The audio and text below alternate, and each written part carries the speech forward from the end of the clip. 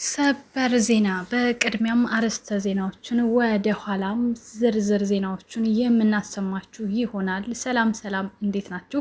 ውድና የተከበራችሁ በመላው ዓለም የምትገኙ ኢትዮጵያውያን እንዲሁም ኤርትራውያን የቻናላችን ቤተሰቦች እንዴት ናችሁ? እንደምን ከረማችሁ? እንደምን ሰነበታችሁ? እንደምን አመሻችሁ? እንደምን አደራችሁ? እንደየሰዓት አቆጣጠራችሁ እያልን እንደተለመደው ይህን ቪዲዮ ስትጀምሩ ላይክ፣ ሼር፣ ሰብስክራይብ በማድረግ ሰብስክራይብ ስታደርጉ የደወል ምልክቷን በመጫን ቤተሰብ ትሆኑ ዘንድ በአክብሮት እየጋበዝን የተሰማችሁን ሀሳብ አስተያየት በኮሜንት እንድሰጡን እያልን እንግዲህ ሀይሚ ቅመሟ ፏ ብልጭ ብትን ድምቅ ብላ የዱባይ ሸበላውን ይዛው መታለች።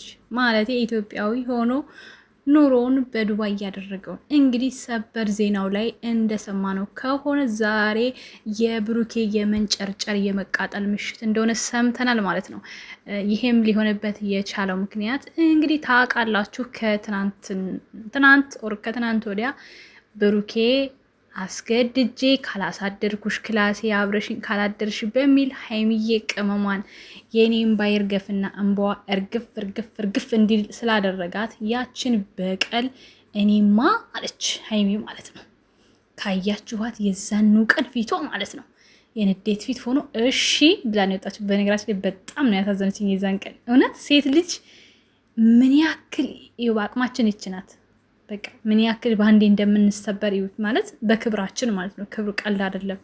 እንኳን እንደዚህ በምታምኑት ሰው በምትወዱት ሰው መከዳት ቀርቶ ማለት ነው። እና ሀይሚ በቃ ያላትን ኃይል ብትጠቀም እንኳን ሴት ልጅ እስከሆነች ድረስ የእውነት ቢሆን ኑሮ ያ ነገር ተሸናፊ ነበረች። ገባችሁ? እንኳን በሰው ሀገር ቋንቋ በማትቀበት ሮጬ ላምልጠው ብትል በማታውቀው ቤት በማታውቀው ቦታ ላይ ሆና ቀርቶ በገዛ ሀገራችን እንኳን ባላሰቡት መንገድ ብዙ እህቶቻችን ያው አሁን ህይወታቸው እንደዚህ እየተበላሸ እያየን ነው። እና በጣም ትልቅ አስተማሪ ነገር አለው የዛን ቀን የሰሩት ትናንት የሰሩት ቪዲዮቸው ማለት ነው። ግን በዛ ምክንያት ሀይሚ ቀኑንም ሌሊቱንም እኔማ እንቅልፍ አይወስደኝም አንተን ሳላንጨረጭር በፍጹም አይሆንም ስትል ውላ አድራ በዛሬው ዕለት እንግዲህ ይሄንን የመሰለ ሸበላ ጠንበለል የዱባይ ጠንበለል ይዛልን መታለች ማለት ነው።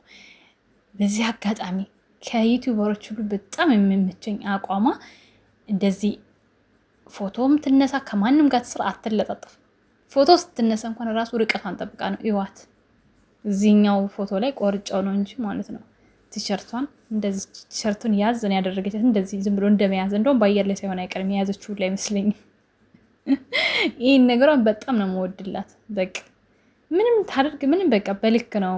ልክ የሆነ ገደብ አላት። በቃ ልክ አላት። እና ሀይሚ ቅመማ እንግዲህ በዱባይ ደግሞ ቦታው ሲያምር እናንተ ኢትዮጵያ እኮ ነው የሚመስለው። አብዬ ነው ከዚህ እየወሰደ ወደኛ እየሰራ ያለው ይሄ ነው። ከዛ እያመጣ እየሰራ ያለው ጥያቄ ውስጥ ነው የገባሁት እኔ። ዱባይም እንደዚህ አይነት ነገር አለ እንዴ እንድል ነው ያደረገኝ። ለምን እኔ ያው የቤት ሸቃሊት እስከሆንኩ ድረስ በስም ነው ማውቃት ዱባይን። ማንም ያስጎበኘኝ እንግዲህ ወደፊት።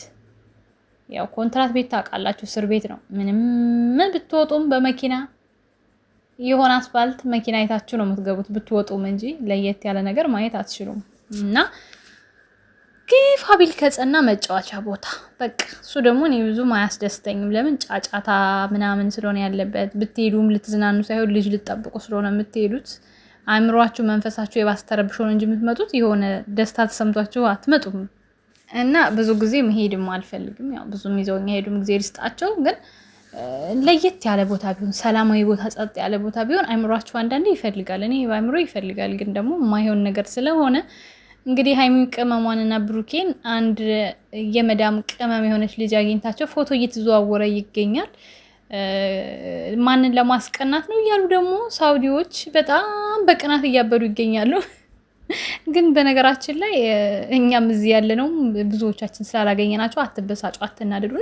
እድል ገጥሟቸው አንዳንዶች ካልሆነ በስተቀር በዚህ ሰዓት አያገኟቸውም። ምክንያቱም የረመዳን ስራ ስለሆነ እረፍት እንኳን ጠይቀው እንዳይወጡ ከባድ ነው የሚሆንባቸው። ለምን አስቸጋሪ ነው። እዚህ ያለው ነገር አስቸጋሪ ነው። አሁን ላይ ጾም ላይ ስለሆነ አይመችም በፍጹም። እረፍት የሚሰጧቸው አይመስለኝም። እንግዲህ ውጭ ወጥተው የሚሰሩ ቢሆን ተመላላሽ ካልሆነ በስተቀር እና ሀይሚን ብዙ የማግኘት እድል የላቸው ብዬ ነው የማስበው ብዙዎቹ። ለማንኛውም ይሄን ቪዲዮ እንግዲህ ከትንሽ ሰዓት በኋላ ወይ ከአንድ ሰዓት በኋላ ወይ ከግማሽ ሰዓት በኋላ ቪዲዮ የሚለቀቅ ይሆናል። በጉጉት እንጠብቃለን። ዛሬ የብሩኬን ፊት ማየት ነው የምንፈልገው። በቃ በደንብ ማንነቱ እንዲያሳየን ነው የምንፈልገው። እስከዛ ድረስ እኔንም ጨረቃዎች የሆናችሁ እንዲሁም ደግሞ ሲንደሪላዋና ፋንዲሾች የሆናችሁ ብቻ ሰብስክራይብ አድርጉኝ። ከዛ ውጭ ያላችሁትን አልፈልግም። ምክንያቱም ረስቻለሁ።